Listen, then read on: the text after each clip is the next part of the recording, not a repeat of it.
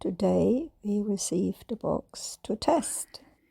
We got testing the chicken.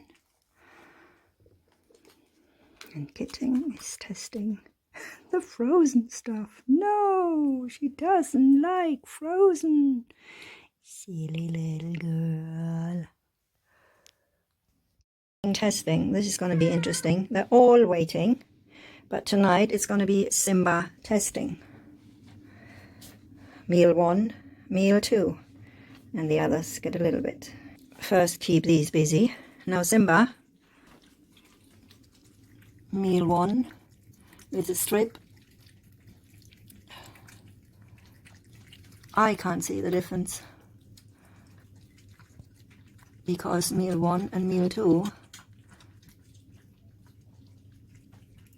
are from the same pouch. Meal 1, meal 2.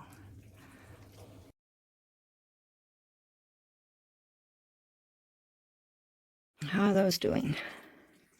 You can test tomorrow or the day after. And of course, Kitten finished first, didn't you?